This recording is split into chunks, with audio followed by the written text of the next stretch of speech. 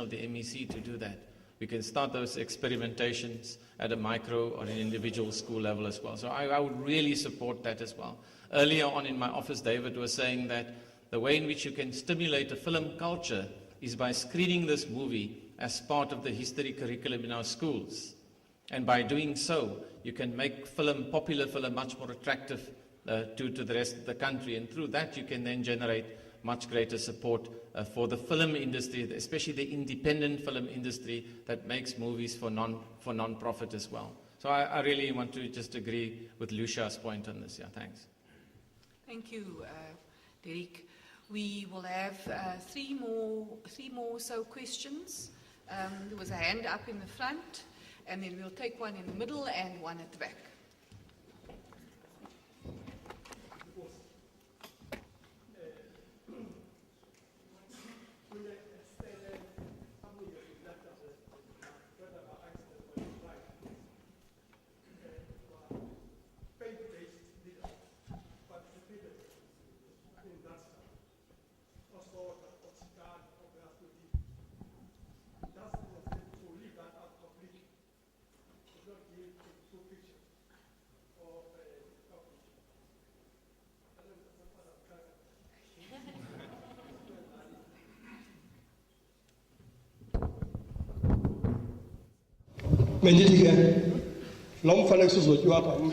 Good picture. But it has left out a very important component of that struggle from the faith-based groups. Ochikan, Osoka, Ohai, Baladon,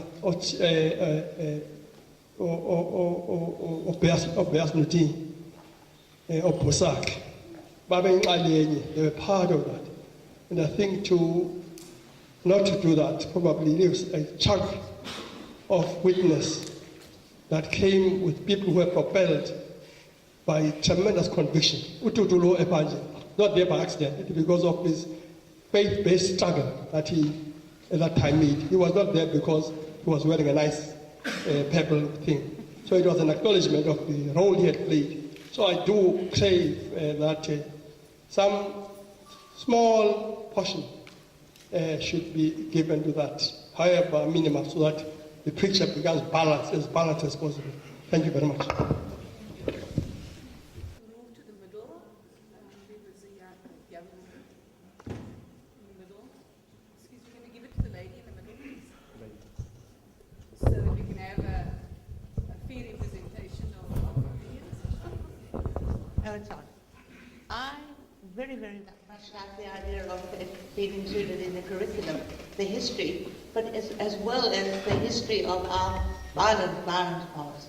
And for the very first time, David, we've seen how violent it is, because I was part of the Truth and Reconciliation hearings, and we listened to perpetrators telling lies in order to tell the truth. They killed nicely. They never said anything horrible. We heard the language. We saw the violence.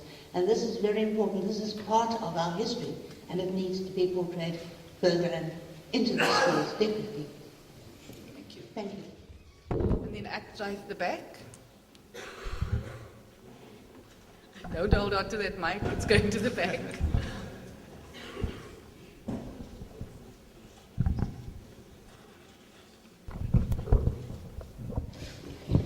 Thank you very much.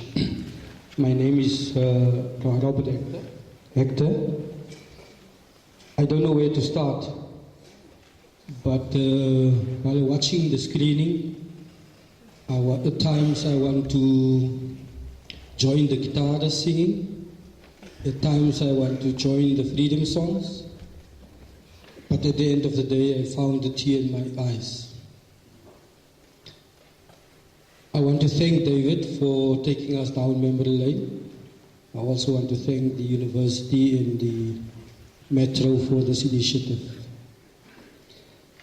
I can recall those days like yesterday. I can remember Matthew as the organizer in the Karoo region of the UDF.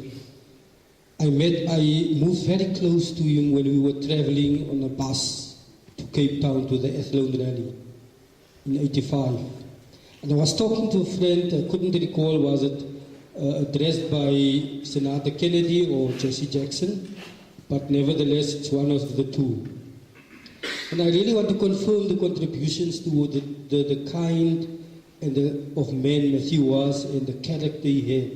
The way he organized the bus, the stop points, the way we were getting to Cape Town and coming back, it was just magnificent. It was very good. Just to learn later on about his assassination. My question is here tonight that to the panel, can we say that the impact of the assassination and the impact of the funeral in Cradock, the way the country invaded Cradock, I can still recall how we stood under the banned flags of the SACP and the ANC, and the people were fearless.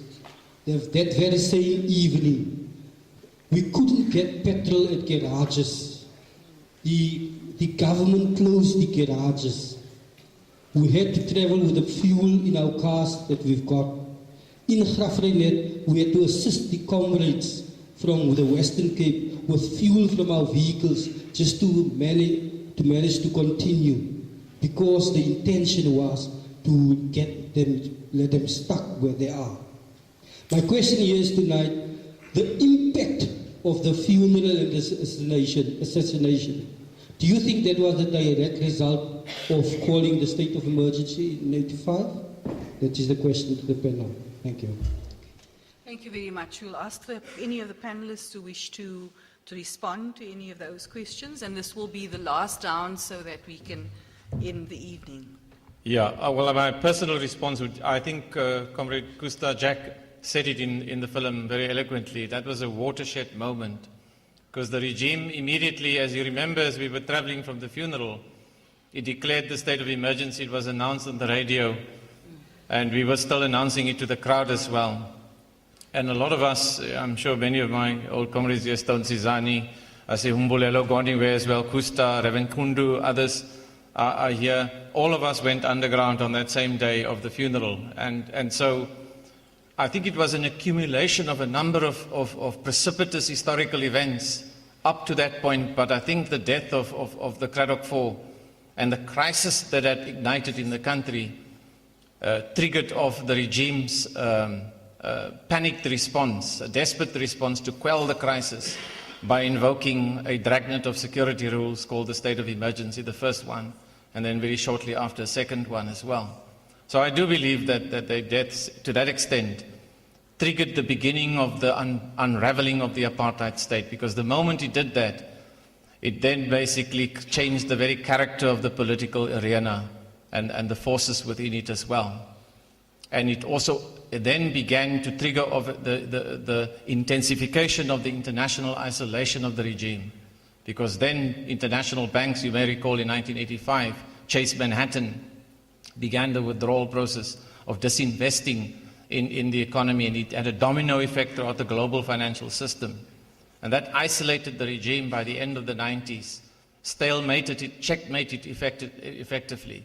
So one can then see that this very poignant event then was a turning point in the history of the unraveling of the apartheid state as well. So to that extent, I would argue that it was quite unprecedented in that sense. Yeah, thanks.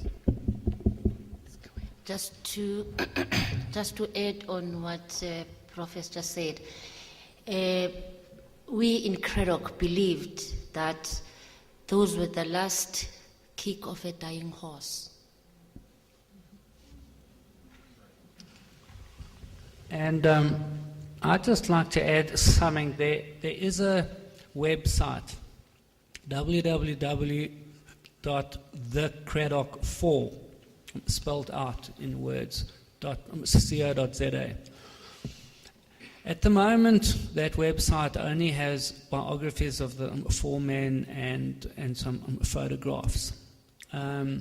Mainly because the only person who does anything on that website is me, and I'm only one person trying to finish the film and run 3 businesses and all the rest of it. But anyway, so what want to do in the end is I want that website to become an interactive website where people who knew these men or who were at the funeral or who have any kind of history to contribute are able to put their stories or their photographs or whatever it is up on that website, and we can start to have a living museum, as it were, of these men and all the different stories that will help us all to actually understand those times more clearly. Thank you to the panelists and to the audience. I think the power of an event such as this one and a documentary such as the one we've seen, the contributions by the audience and by the panelists, is that it opens up these conversations. They open them up to our looking into our past, looking into the lessons that we learn from them.